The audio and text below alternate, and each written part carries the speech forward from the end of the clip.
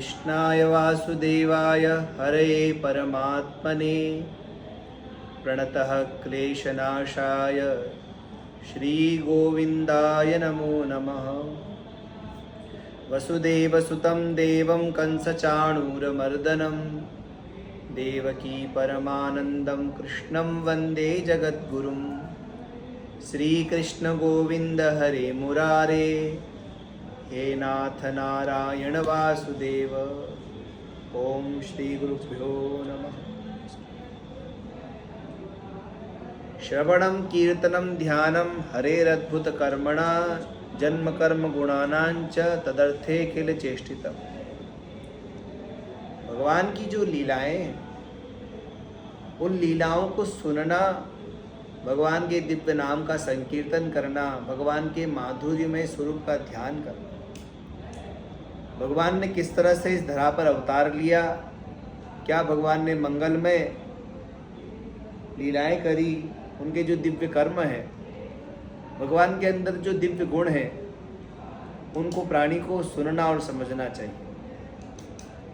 भगवान जब धरा पर आए तो भगवान ने इतनी माधुर्यमय लीला करी कि उनकी लीला में सम्मिलित होने के लिए ब्रह्मलोक के ऋषिगण भी गोपी बन गए, ग्वाल बन गए, गाय बछड़े बन गए और भगवान की लीलाओं में सम्मिलित हो।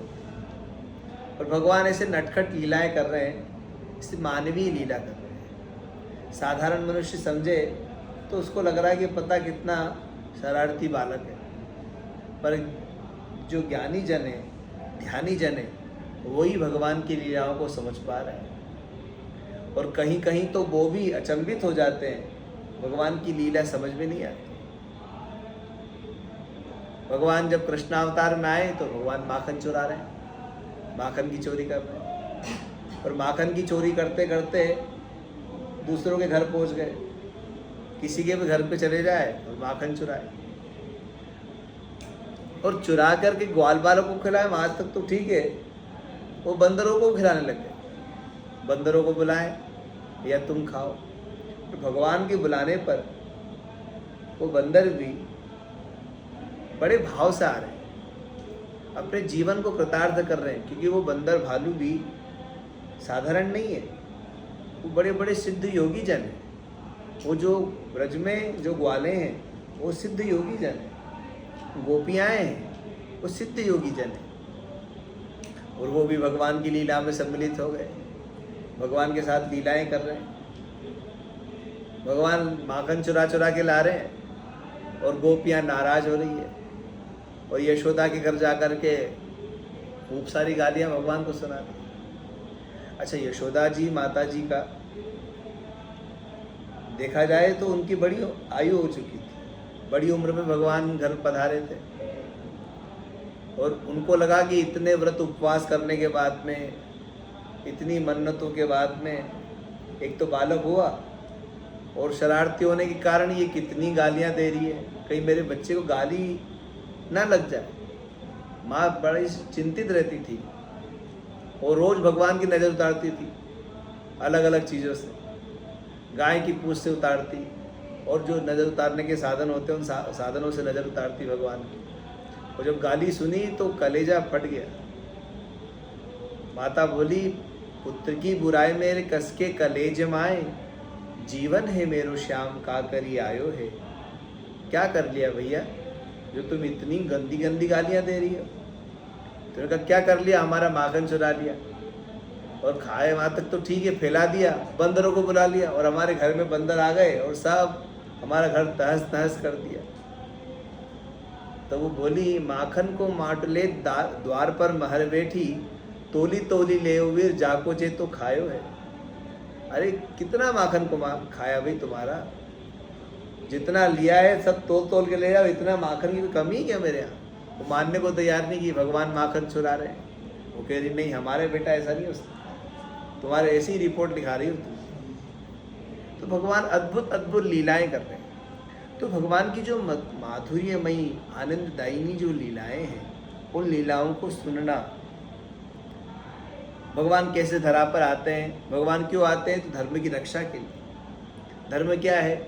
धर्म मनुष्य के जीवन में उसको कल्याण के रास्ते पर ले जाने वाला साधन है। 4 प्रकार के पुरुषार्थ होते हैं, धर्म अर्थ काम मोक्ष।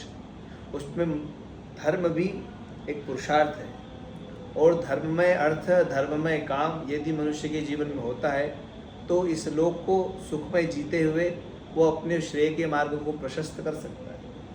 धर्म आचरण का विषय, किस तरह से उठना चाहिए, बैठना चाहिए, क्या बोलना चाहिए, क्या नहीं बोलना चाहिए, कौन सा कर्म करना चाहिए, कौन सा नहीं करना चाहिए, क्या कार्य उचित है, क्या अनुचित है, ये शास्त्र के द्वारा जीव को पता चलता है। और जब जीव उस मार्ग पर चलता है तो उसके लिए वो मार्ग धर्ममय मार्ग होता है, धर्म आचरण का विषय माना जाता है।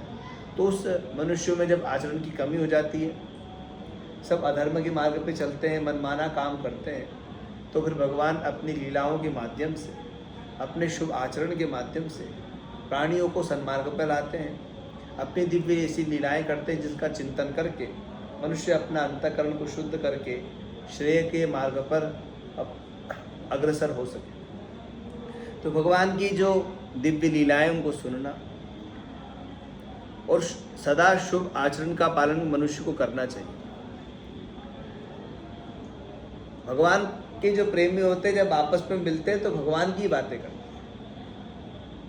दो प्रेमी मिलते हैं तो अपनी बातें करते हैं, छोटी छोटी बातें करते हैं। तुमने क्या खाया, आज तुमने क्या पहना, आज तुम कहाँ गए थे, ऐसी बातों में अपना समय बिताते हैं।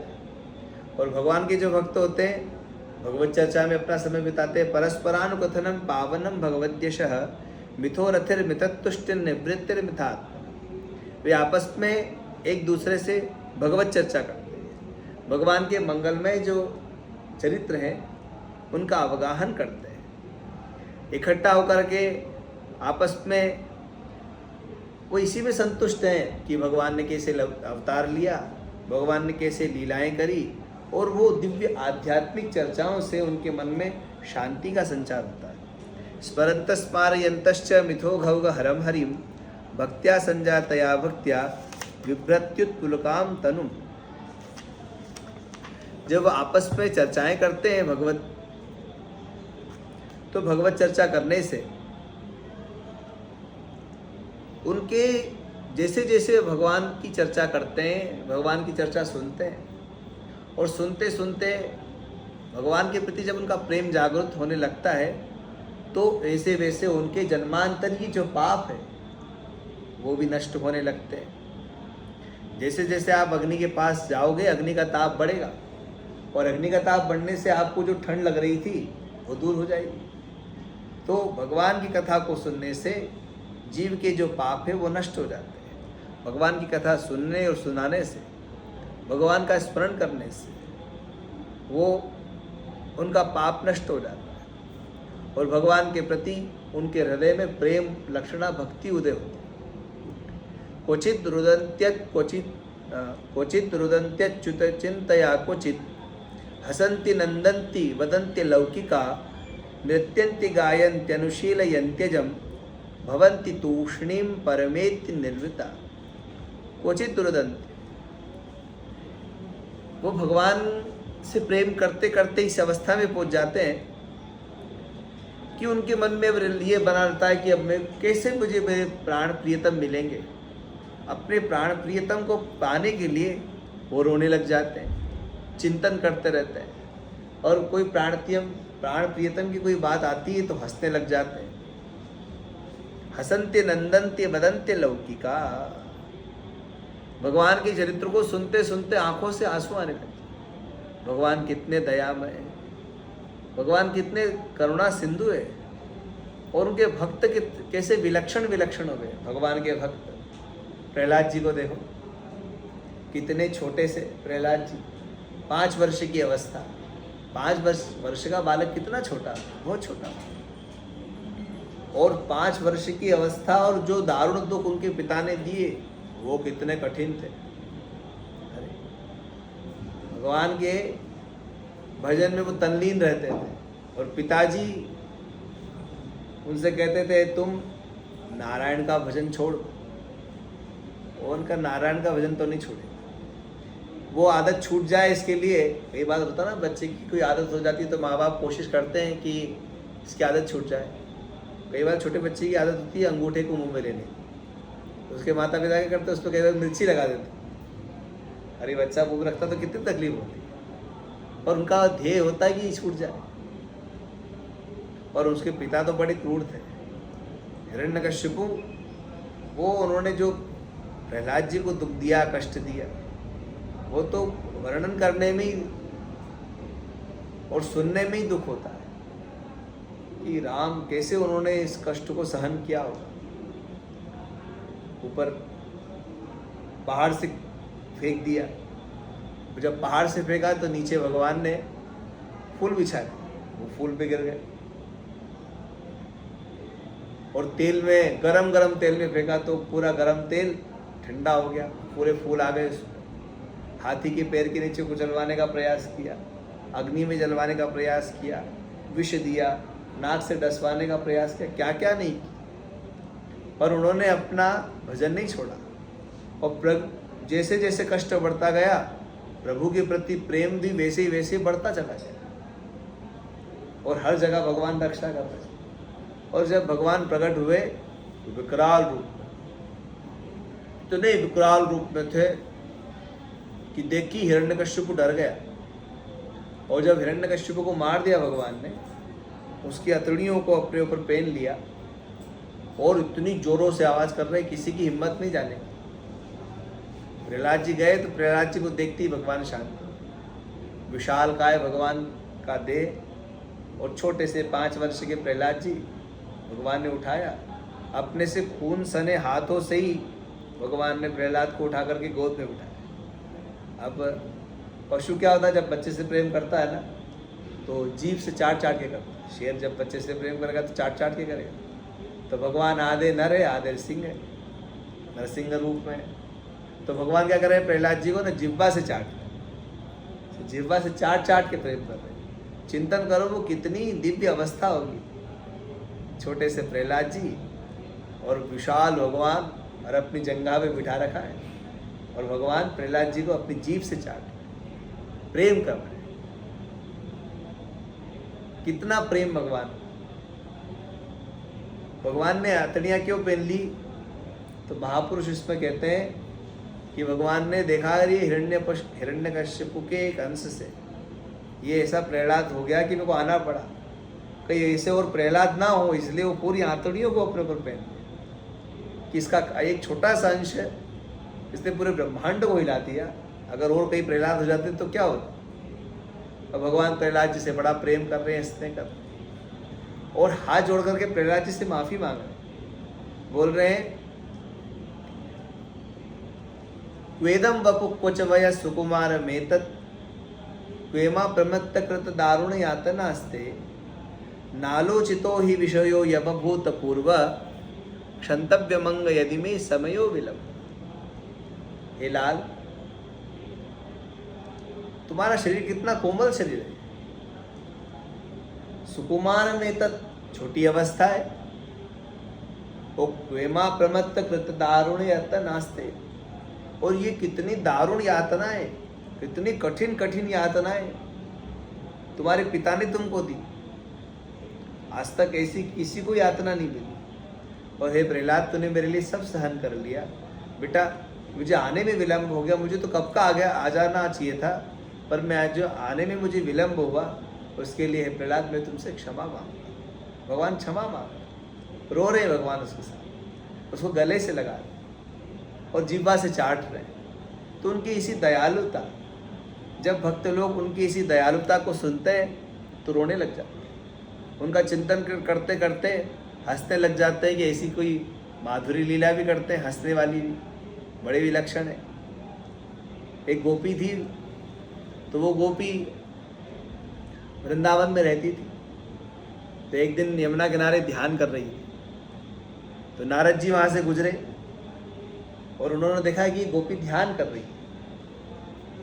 तो उन्होंने कहा कि अभी तो भगवान का अवतार हुआ है और भगवान की लीलाओं में इसको सम्मिलित होना चाहिए, तो ये ध्यान कर रही है। तो गोपी से पूछा क्या कर रही हो, ध्यान कर रही हो?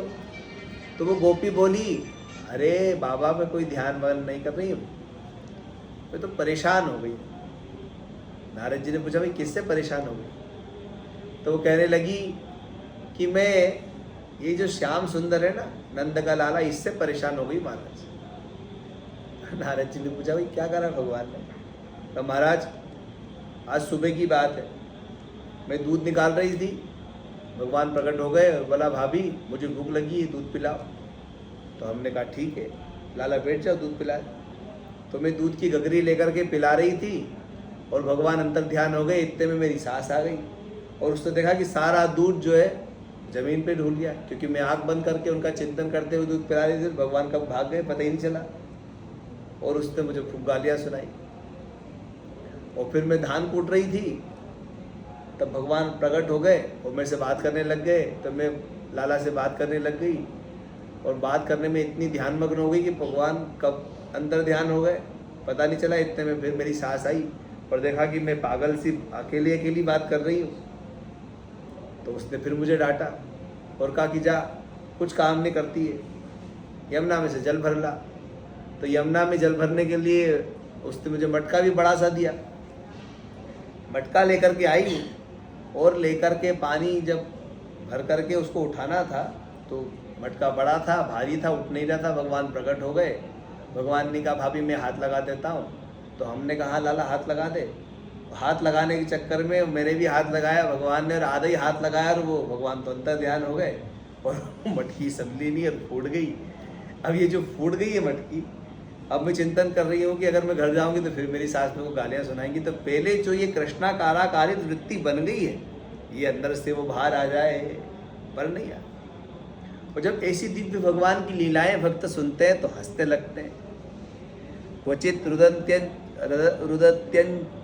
रुदन्त्यच्युत चिंतया क्वचित हसंति निंदन्ति वदन्ति लौकिका। भगवान की लीलाओं को सुनते सुनते रोने लगते हैं, हंसने लगते हैं और आनंद मग्न हो जाते हैं। नृत्यंत्य गायन्त्य अनुशीलयन्त्यजम, और धीरे धीरे नाचने लग जाते हैं। भगवान जब लीलाएं कर रहे थे तो एक ग्वालिन बोली लाला माखन मिलेगा पर नाचने पे, नाच के दिखाओ। तो भगवान ठुमका लगा रहे, एक हाथ सिर पर एक हाथ कमर पर, भगवान नाच रहे। और वो बोली कि देखो तुमको ये एक ठुमके पर एक माखन का वो मिलेगा और कितने ठुमके लगाए तुमने इसकी गिनती होगी, वो जितने हो जाएंगे उसके हिसाब से तुमको ये माखन मिलेगा। तो काय से गिने? तो उन्होंने कहा हमारे पास तो गोबर है, गोबर की किस पे लगाएंगे? तो किस पे कोई था ही नहीं, तो भगवान के ऊपर ही लगा रही, 1 2 3 भगवान के ऊपर ही गोबर की बिंदियाँ लगा रही थी और भगवान नाच रहे हैं। काय के लिए? माखन के लिए। छछकिया भरी छाछ पे नाच नचावे, दाही अहीर की छो हरिया, छछकिया भरी छाछ पे नाच नचावे। थोड़े से छाछ के लिए भगवान नाच रहे हैं और वो जैसा नचा रही हैं वैसे नाच रहे हैं।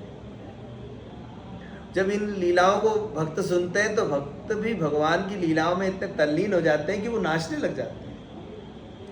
उनको अपने शरीर का भान नहीं होता और गा गा करके भगवान को पुकारते रहते हैं, भगवान को रिझाने लगते हैं, भगवान को ढूंढते रहते हैं, उनकी सन्निधि में जाना चाहते हैं, शांति का अनुभव करना चाहते हैं। भवन्ति तूष्णीम परमेत्य समृता।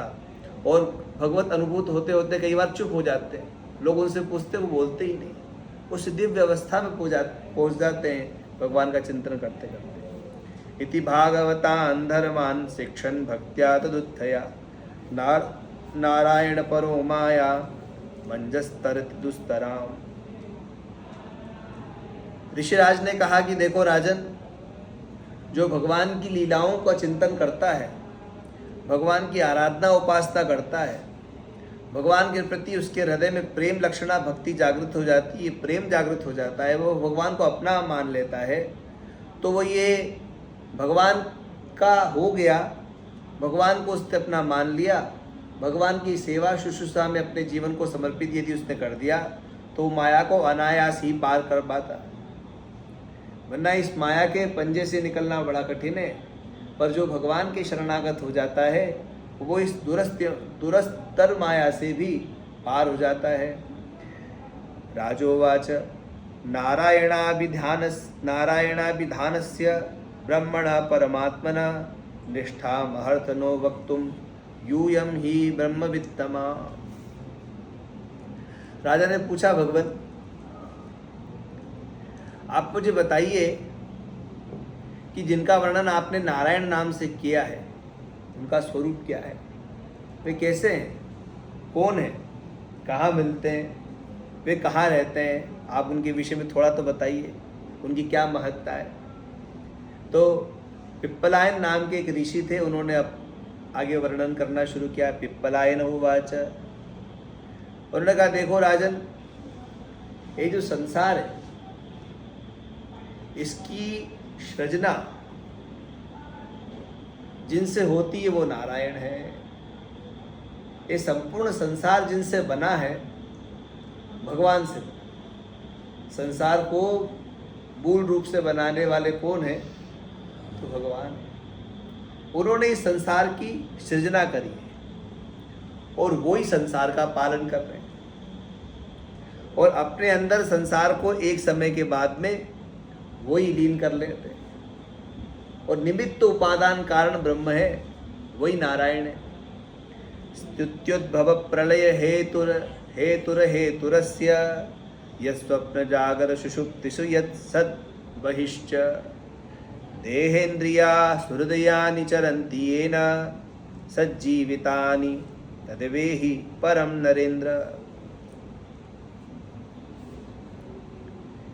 इस संसार का निमित्त कारण भी और उपादान भी दोनों वही है। कारण ब्रह्म भी वही है और कार्य ब्रह्म भी वही है। बनने वाला भी वही है और बनाने वाला भी वही है, अलग अलग नहीं है। कोई भी वस्तु बनती है तो बनने वाला अलग होता है, बनाने वाला अलग होता है। परंतु इस संसार को बनाने वाले जो ईश्वर है वो बनाने वाले भी खुद ही है और बनने वाले भी खुद ही हैं, उनमें अंतर नहीं है, एक ही ब्रह्म। आपने रामलीला देखी होगी तो उसमें जो अभिनय करते पात्र, तो वही थोड़ी देर बाद में राम बन के आता है। तो उसको राम नहीं कोई बनाता, वो खुद ही सज जाता है, वही राम बन के आ गया। पता लगा कि अब किसी और की जरूरत पड़ रही है, हनुमान जी का पात्र भी उसी ने निभा लिया। फिर पता कि 10 रावण का निभाना है, वो भी वही बन गया। स्वयं ही राम भी वही बन रहा है, रावण भी वही बन रहा है, हनुमान जी भी वही बन रहे हैं। तो बनने वाला और बनाने वाले में अंतर नहीं ना, खुद ही अपने आप को बनाने वाला है और खुद ही बनने वाला है। स्वयं परमात्मा ही संसार है और उन्होंने इसको बनाया है। वही निमित्त कारण भी है और वही उपादान कारण भी है और इन कारण से रहित भी है। वे है भी और नहीं भी। जैसे जागृत, स्वप्न और सुषुप्ति, 3 अवस्थाएं होती हैं। तो तीनों अवस्थाओं का एक जीव साक्षी होता है। आप जग रहे हो, जगते अवस्था में भी आप हो। आपने स्वप्न देखा, स्वप्न में आपने देखा कि आप जंगल में जा रहे हो और शेर आपके पीछे पड़ गया। आगे आगे आप दौड़ रहे हो, पीछे पीछे शेर दौड़ रहा है। आप आगे, शेर पीछे, आप आगे, शेर पीछे। और जैसे ही शेर ने पंजा रखा, एकदम से आपकी नींद खुल गई और आप जगह जब भी बिल्कुल पसीना पसीन थे, पसीने में लथपथ थे। पर जो देखा वो क्या था? मिथ्या। क्योंकि आप बिस्तर पे सो रहे हो और स्वप्न में आप जंगल में थे, शेर भी था। और जैसे ही शेर ने पंजा रखा, आपकी नींद खुल गई। आपने देखा ये तो स्वप्न था, ये था ही नहीं। पर स्वप्न अवस्था में भी आपने तो देखा ना, स्वप्न का अनुभव भी हो रहा है, जागृत का भी हो रहा है और आप गहरी नींद में चले जाते हो। गहन नींद में भी तो जीव होता है। कई बार होता है ना, आप गहरी नींद में रहते हो, बोलते हो ना उठने के बाद में, आज तो मैं बड़े सुख से सोया। होता है ना, कई बार अच्छी नींद आती है तो गहरी नींद में से जब उठते हो तब बोलते हो आज तो मैं बड़े सुख से सोया। वो तो जिस समय आप निद्रा अवस्था में थे वो अवस्था सुषुप्ति अवस्था थी, परंतु वहाँ कोई अनुभूति नहीं हुई। वहाँ भी जीव था, जागृत में भी, स्वप्न में भी और सुषुप्ति में भी। और इन तीनों अवस्थाओं से परे भी जो साक्षी है वो चैतन्य ब्रह्म है, उसी का नाम नारायण है।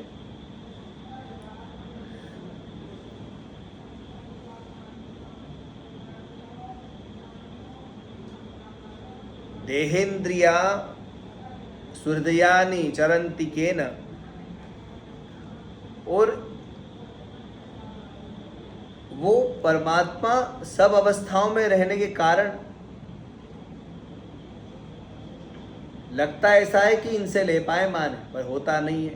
इन सब में रहने के बाद में भी इनसे अलग है, उसी का नाम है नारायण। नैतन मनो विशति वाग्गुत चक्षुरात्मा प्राणेन्द्रियाणि च यथा नलमर्चिषस्व शब्दोपि बोधक निषेधतयात्ममूल मर्थोक्तमाह यदृतेन निषेध सिद्धि।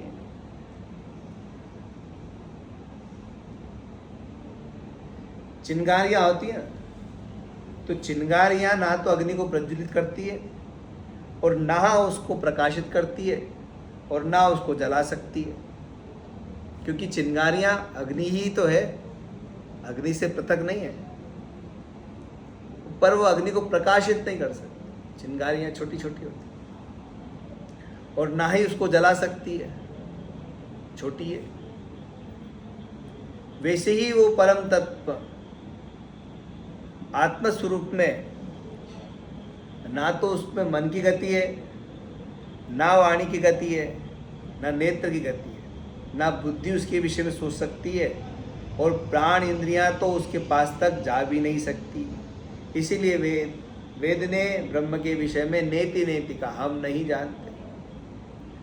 भगवान तक कौन नहीं पहुंच सकता, तो हमारी इंद्रियां नहीं पहुंच सकती।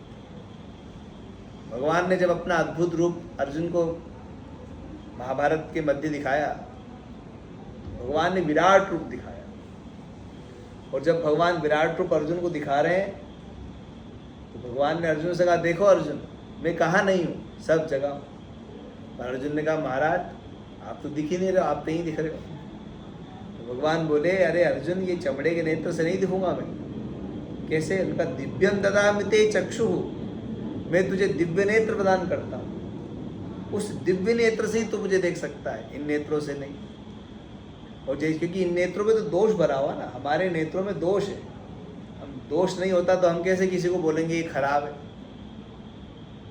हमारे नेत्रों में राग द्वेष है, ये मेरा है, वो पराया है, इसलिए भगवान का दर्शन नहीं होता है।